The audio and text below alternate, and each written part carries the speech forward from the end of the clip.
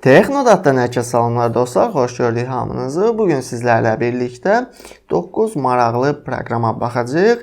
Bunlardan birincisi blokirovka zmahım adlanır. Yəni əl ilə telefonu kilidə salıb və çıxartma proqramıdır. Bəli, düz eşitdiniz. Yəni sadəcə əlimizi yuxarı hissədən keçirməklə telefonu toxunmadan telefonu kilidə salırıq və yenidən eyni qayda ilə telefonu kiliddən çıxardırıq. Gördüyünüz kimi və burada ilk dəfə proqrama daxil olarkən touch to start istəyə bilər sizdən. Ona toxunduqda isə nastroykaya göndərib oradan icazə istəyə bilər. Onları yerinə yetirdikdən sonra artıq proqramımız belə deyək, işlək vəziyyətdə olur. Ola bilər ki, bəzi köhnə smartfonlarınızda belə deyək, bu proqram işləməsin, lakin yeni smartfonlarda bu proqram tam olaraq işləkdir. Və burada nastroykalar da var. Hansı ki, buradan başlayarkən avtomatik proqramın özünü aktiv də eləyə bilərsiniz Start on bootdan. Daha sonra ekranın dönməməsində belə kimi şeylərdə idarə etmək olur. Yalnızca əsas ekranda etmək olur və bunun kimi digər də ayarlar var. Bunlara heç o qədər də baxmamışam. Maraqlı bir proqramdır. Yəni əliniz belə deyək də çirkli olarkən telefonu kiliddən açmaq və ya kilidə salmaq üçün ən ideal bir proqramdır və proqramımızı söndürək, geriyə çıxaq. Yəni sadəcə əlimizi üzərindən keçirdərək sağa etdikdə belə deyək də ya sağ-sol fərq eləməz. Kilidə düşür, yenidən eyni qayda ilə kiliddən çıxardırıq. Keçək ikinci proqramımız olan Materialize proqramına.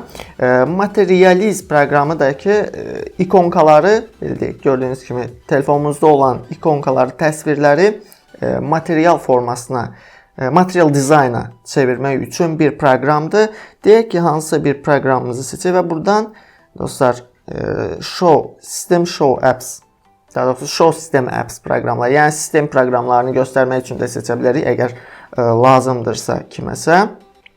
Məsələn, burada deyək ki, hansısa bir proqramı seçək. Deyək ki, məsələn, fərq etməz. Məsələn, Adobe Screen Recorder seçirik və onu seçdikdən sonra burada shape'lər var, yəni formalar var. Hansı sizə uyğun, yəni zövqünüzə uyğunsa onu seçə bilərsiniz. Maraqlı bir proqramdır, yəni mən bu proqramı bəyəndim, belə deyə bilərəm və buradan da proqramın öz təsvirini idarə etmək olur. Sizə necə xoşdursa elə də eləyə bilərsiniz və bu kənarlarını ağ etməkdir və ya autofill, yəni öz rənginə uyğun etməkdir və əsas ekrana atırıq. Gördüyünüz kimi əsas ekrana gəldi və yuxarı hissədə Adobe Screen Recorder yaranmış oldu, gördüyünüz kimi dostlar. Və proqramın üzərinə toxunduqda, yəni Adobe Screen Recorder'ın üzərinə toxunduqda məsələ həmin proqram açır və beləliklə də siz telefonunuzda fərqli bir təsvirlər eləyə bilərsiniz Materialize proqramı ilə. Üçüncü proqramımıza keçək. Tez-tez keçirik ki, proqramları videomuz çox da uzun olmasın, çünki uzun videolara çox da baxılmır deyə. Ona görə biraz tez-tez gedirəm dostlar. Üçüncü proqramımız isə minimalist wallpaperlərdir. Minimalistik wallpaperlardır. Bu əsasən bəzi belə deyək də həvəskar rəssamlar tərəfindən, yəni rəssam deməyim, hardasa, yəni bu üzrə minimalistik şəkillər çəkməyi sevənlər tərəfindən buraya yerləşdirilmiş şəkillərdir. Deyəsən öz şəkillərimizi də yerləşdirmək olur. Məhz bu belə deyək təsvir vasitəsilə. Mən indi hal-hazırda interneti söndürdüyüm üçün, yəni burada əvvəlcədən daxil olub baxdıqlarım yadda qalıb. Gördüyünüz kimi beləncə minimalistik şəkillər var. Maraqlıdır, yəni arasında belə deyək də zövqünüzü oxşayacaq proqramlar, daha doğrusu şəkillər olacağı mütləq ki dəqiqdir. Yəni belə ilk baxışdan da maraqlı görsənir. Minimalistik şəkillər hər zaman maraqlı olub və bunun kimi bir çox proqramlar var Play Marketdə, yəni axtararaq daha fərqlilərini də tapa bilərsiniz. Keçək digər proqramımıza. Təbii ki, o şəkilləri buradan da yükləmək olur. Digər proqramımız isə Movies adlanır. Movies ekranın altında equalizer yaradır. Yəni ekranın məhz aşağı hissəsində, yəni bunu seçirik. Deyək ki, hər hansı bir məsələn video olsun, oyun olsun, musiqi olsun. Yəni bu seçiminizdən asılıdır. İstəsəniz yalnızca musiqidə olar, videoda olar. Məsələn oyunda olmaz. İstəsəniz hamısında olsun və bütün ekranda göstərsin və bunu ekranın aşağı hissəsində göstərir. Mən indi hal-hazırda yəni bunu göstərə bilməyəcəm. Proqramın özü məhz bunu göstərir və bunun üçün də internet lazımdır. Dediyim kimi interneti söndürdüyüm üçün belə bir şey edə bilməyəcəm. Çox maraqlı bir proqramdır əslində. Mahnıya qulaq asarkən, videoya baxarkən aşağı hissədə məhz burada deyil, bu hissədə dostlar görsənir və bunu idarə etmək də olur. İdarə etmək də olur. Hətta bu seçdiyimiz belə deyək də görünüşü də buradan customize edib dəyişə də bilirik. Gördüyünüz kimi belə edərək fərqli bir formalara da sala bilərik. Məsələn, bunu seçdik. Deyək ki, burada bunun ayarlarını da sizə göstərim dostlar. Ola bilər ki, bəziləriniz məhz oyunda görsənməsini istəmir. Bəziləriniz istəyir. Burada show visualization-dır. Visualization. Bəli, elə gedir. Bəzən biraz sözlərdə çaşma olur. Yəni, normal haldır. Bunu buradan aktiv edirik. Tam olaraq hər yerdə görsənməsi üçündür. Mən indi hal-hazırda söndürəcəm sadəcə onsuz da. Yəni musiqi qoşmaq lazımdır bunun üçün. Və oyunlarda görsənməməsi üçün hide over full screen apps. Yəni bunu aktiv eləmək lazımdır ki, bütün ekranlı oyunlarda, yəni göstərməsin bununla yanaşı proqramlarda da və lock screen-də də, yəni ekran kilidində də bunu yığışdırmaq olar. Və bu hissədə isə random vision unsupported app, yəni dəstəklənməyən proqramlarda da deyəsən visualizer-ı göstərməsi üçündür. Ona heç istifadə eləməmişəm. Və belə. Sadəcə internetə qoşulmaq lazımdır. İnternetə qoşulduqda bir çox belə deyək də vizualizerlər gəlir, görüb, yəni baxıb bəyənə bilərsiniz və onları təbii ki istifadə eləmək olur. Yəni seçdiyiniz, bəyəndiyiniz bir belə deyək də vizə, qısaca deyim də, vizə daxil olarkən sadəcə bu hissəyə toxunmaqla onu ekrana belə deyək də ustanovka etmiş, yəni quraşdırmış olursunuz artıq. Yəni daxil olduq, seçdik, ya burada fərq eləməz, sadəcə bu hissəyə toxunmaq kifayət eləyir və o bizim ekranımıza qurulu bir formada olur. Ümid edirəm ki, başa sala bildim sizi. Yəni internetə özüm qoşulmuram ki, çəkiliş vaxtı yazan olmasın deyə. Ona görə məcbur interneti söndürməliyik. Növbəti proqramımız isə Overlay adlanır. Overlay proqramı ilə düşünürəm ki, çox maraqlı şəkillər əldə edəcəksiniz dostlar. Overlay proqramı çox belə həqiqətən qəşəng bir proqramdır. Burada daxil olaraq bir şəkil seçək, məsələn. Və bu şəkli seçək nümunə üçün. İndi burada da internet tələb etsə, təəssüf ki, göstərə bilməyəcəm. Amma ki, bu hissədə burada səbətimiz var. Burada fondları ala bilərik, overlaylərdir, stikerlərdir, maskalardır. Düşünürəm ki, bunu Lookpager-la və ya Freedom'la əldə etmək olar. Yəni, bu barədə heç bir çətinlik olmayacaq. Buraya isə deyəsən, tekst yazırıq. Tekst yazırıq, bir dəqiqə. Tekstimizi oraya yazırıq. Yəni, bu hissəyə tekstimizi yazırıq və daha sonra dəyişikliklər eləyirik. Burada isə həmin overlaylərdir, hansı ki, onlardan istifadə etmək olur. Bunlar artıq yüklənmiş overlaylərdir. Çünki bəziləri var ki, onları məhz internetdən yükləmək lazım olur. Gördüyünüz kimi, belə maraqlı bir overlay olur. Başqa nəyimiz var? Bunu internetdən yükləmək lazımdır. Və bu paketləri yükləmək üçün bəzən bir videoya baxmaq belə kifayət eləyir. Bu da belə bir overlaydir. Və təbii ki, şəklə uyğun overlay seçmək lazımdır. Mən indi tez bazar eləyirəm ki, yəni proqramın işləmə qaydası əsasən görsənsin. Bunu etdikdən sonra yuxarı hissədə təsvirə toxunuruq. Daha sonra yenidən toxunaraq şəkli təbii ki, yaddaşa sala bilərik. Burada müxtəlif stikerlərdir. Daha sonra burada ramkalardır. Bunları da yükləmək lazımdır. Burada da filtrlərdir. Burada isə nədir? Burada da elə dəyişikliklər etmək üçün alətlər panelidir deyə bilərik. Və beləliklə də maraqlı bir şəkillər əldə edə bilərsiniz overlay proqramı ilə. Növbəti proqramımız isə Pixabay-dır. Pixabay-da da wallpaperlər də çoxlu, internetdə də axtara bilərsiniz və ya burada kateqoriyanıza uyğun şəkilləri də seçib yükləyə bilərsiniz. Bu proqram da internet tələb eləyir və bəyəndiyiniz kateqoriyanıza uyğun olan şəkilləri buradan da yükləyə bilərsiniz. Burada da maraqlı şəkillər var. Əsasən people bölməsi mənim daha çox marağımı çəkdi. Quick Reply proqramına keçirik. Quick Reply proqramı da mesajlara sürətli cavab vermək üçün daha əlverişli bir proqramdır. Və 3 formada bizə təqdim olunur bu proqram. Bu hissədən bunları aktiv eləyirik. Burada gördüyünüz kimi indi Black Hole proqramı var. Daha doğrusu Look Screen proqramıdır. Və bunları buradan aktiv eləmək lazımdır. Okay. Yəni Black Hole-dur, Quick Reply-dir. Bu kimi proqramlar bizdən icazə istəyir və icazəni də verməliyik. Davam eləyirik. Burada 3 cür bizə təqdim olunur. Messenger'dakı kimi pop-up olaraq çıxır və ya yuxarıdan aşağı gəlir. Təbii ki, hamısını göstərəcəm sizə tək-tək. Necə olduğunu, gəlin elə bundan başlayaq. Bu yəni standartdır, bildiyimiz kimi Messenger'dadır. Yəni bunun heç bir o qədər də fərqli bir xüsusiyyəti yoxdur. Yəni mən bunu bəyənmədim açığı. Bunu hər zaman Messenger'da istifadə edirik. Ən bəyəndiyim bu ikinci oldu. Burada yuxarıdan aşağı gəlir və buradan dərhal cavabımızı da yazıb göndərə bilirik. Bu mənim daha çox bəyəndiyimdir. Üçüncü isə sadəcə deyəsən yuxarıda saxlayır. Səhv etmirəmsə. Yalnız sadəcə yuxarıda göstərir ki, məsələn, mesaj gəldi sizə. Bu ümumiyyətlə düşünürəm ki, istifadə olunmaz bir funksiyadır. Və buradan da nastroykadan da ayarlaya bilərsiniz. Siz hansını istəyirsinizsə.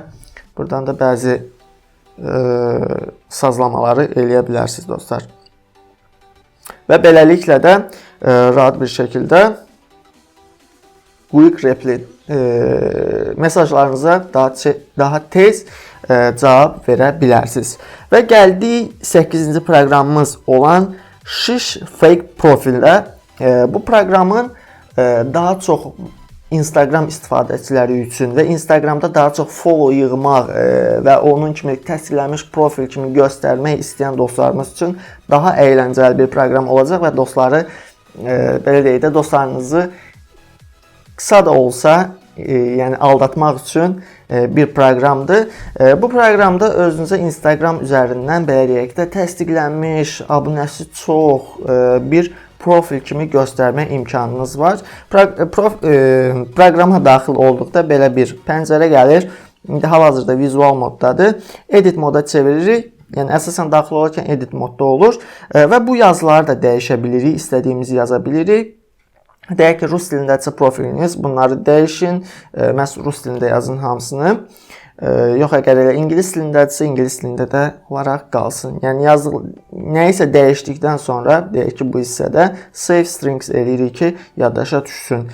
Proqramın bir pis cəhəti var ki, düzəltdiyimiz, məsələn, profili, deyək ki, bu hissədə düzəltdiyimiz profili proqramdan çıxdıqdan sonra itirir. Lakin mən vaxt uzun çəkməsin deyə qısaca indi göstərəcəm nə etmək lazım olduğunu, amma mənim öz hazırladığım, belə deyək də, profil var idi ki, onu screenshot eləyib saxlamışdım. Mən sizlərə göstərim ki, nəticə olaraq nə əldə etmiş oluruq bundan. Deyək ki, burada dəyişikliklər elədik, daha sonra bu hissəyə keçirik, edit modda OK eləmək lazımdır və bu hissəyə də, yəni ana səhifəyə də neysə əlavə eləmək olur, Explore-a da əlavələr etmək olur. Bunun üzərinə toxunub, yəni burada bu hissənin adı da dəyişmək olur. Məhz öz adınızı da yaza bilərsiniz. Profilin adını, neçə gün əvvəl qoyulduğunu, video və ya like əlavə edə bilərsiniz. Kommentari, nə bilim, şəkli dəyişmək, cürbəcür. Yəni daha inandırıcı olması üçün bunun üzərində oturub işləmək lazımdır. Əsas məsələ təbii ki, burada dəyişiklik olur. Əsas məsələ bizim profilimizin görsənməsidir. Edit modda buraya gəlirik və burada bu hissəyə toxunduq, yəni modifikasiya sözünə toxunuruq. Your'su seçirik ki, burada edit your profil görsənsin. Yəni orada bu hissədə yazdığımızın orada görsənməsi üçündür. Və daha sonra bu hissəyə adımızı yazırıq, paylaşdığımız postlar, sonra bizə abunə olanlar, bizim abunə olduqlarımız, bioqrafiya və ad, soyad yazırıq. Burada da təsdiqlənmiş profil eləyə bilərik və ya gizli profil eləyə bilərik. Yəni gizli profil etməyiniz daha yaxşı olar ki, yəni bir də məsələn, buraya şəkillər əlavə etməyə ehtiyac qalmasın. Bura foto əlavə eləyə bilərik, bildiriş əlavə eləyə bilərik, profil fotosunu da döndərmək olur. Bura bildiriş də əlavə eləyirik. Məsələn, pop-up eləyək, like və abunə sayısı gördüyünüz kimi 9 göstərir.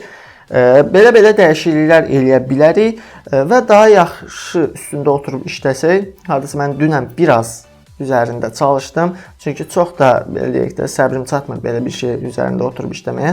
Məsələn, belə bir profil yaradıb dostunuzu aldada bilərsiniz ki, baxın, mənim profilim təsdiqlənmiş profildir və bu tamamilə həmin proqramla yaradılmış bir belə deyək də şəkildir deyə bilərəm. Yəni axırıncı paylaşdıqlarıma uyğun elə belə oradan-buradan yığdım və belə bir profil əldə etmiş olursunuz. Yəni bunu sadəcə düzəldib screenshot eləyib göstərmək olar ki, baxın, mənim profilimdə təsdiqlənmiş bir profildir.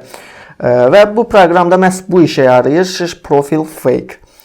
Kiminsə Instagramda məhz profilini çox göstərmək arzusu varsa kimlərəsə belə bir şey edərək dostlarınızla kiçik bir zarafat edə bilərsiniz. Və sonuncu proqramımız olan Black Hole proqramına gəldi. Əsas məsələ məhz o proqramdır. Necə? Yəni ən belə deyək də bu proqramlar içərisində ən çox favoritim olan proqram Black Hole-dur. Bu proqram təbii ki lock screen proqramıdır və bunu buradan aktiv eləyirik. İlk dəfə aktiv etdikdə sizdən içəri tərəfdən icazə istəyəcək, hansı ki bayaq mən hansı proqramı idi yadımdan çıxdı. Ona icazə verəndə o icazəni istəmişdik. Quick Reply-də necə ki oldu. Məhz Black Hole-da da belə eynən bu qayda ilə icazə vermək lazımdır. Deməli, belə proqramı burada aktiv eləyirik, daha sonra fon şəklini dəyişə bilərik və ya по умолчанию qoya bilərik, yəni default qoya bilərik. Formatı, saat formatını 12-24 saat qoya bilərik. Buna toxunduqda avtomatik ekranı bağlayır. Burada zaşita qoya bilərik, pin kod. Daha sonra ekranın, daha doğrusu status barın yuxarı hissənin saatların, zaryatka yerinizin görsənməsini istəyirsinizsə, onu, yəni əsas ekran, daha doğrusu kilit ekranda görsənməsini istəyirsinizsə, onu aktiv eləyə bilərsiniz. Daha sonra ekran döndərməsi, yəni bu lazımsız bir şeydir. Və burada kalendarı yığışdırmaq daha yaxşı olar, artıq şeylərin göstərilməməsi üçün. Bildirişlərin görsənməsi üçün Pokazat уведомления təbii ki aktiv etməliyik və buradan parametrlər də var. İstəsəniz daxil ola bilərsiniz. Upravlение muzika, idarə etmə, fanar, daha sonra və burada olan 2 dəfə ekrana toxunmaqla söndürmə bu plugindir. Bunu aktiv eləmək üçün də install, daha doğrusu Smart Launcher-ı quraşdırmaq lazımdır. Mən Launcher istifadə edən deyirəm, lakin bir dənə xoşladığım bu proqram oldu ki, məhz bunu işlədirəm. Və proqramı aktiv eləyirik, telefonumuzu kilidə salırıq və kiliddən çıxardırıq. Gördüyünüz kimi belə bir lock screen-dir və deyə bilərsiniz ki, sadə bir lock screen-dir, amma bu lock screen-in bu belə deyək, xüsusiyyəti mənim daha çox xoşuma gəldi. Yəni istənilən bir ekranda olarkən, açarkən həmin ekranı göstərməsi. Məhz bu LG-lərdə də var, LG-lərin özlərində gəlir bu. Lakin o lock screen-in belə deyək də arzusunda olanlar başqa telefon istifadəçiləri təbii ki məhz bu Black Hole-dan istifadə edərək həmin proqrama sahib ola bilərlər. Yuxarı hissədə fanardır. Fanarı aktiv edə bilərsiniz və ekrana dediyim kimi musiqi idarə etməsi kimi şeylər əlavə etmək olur dostlar.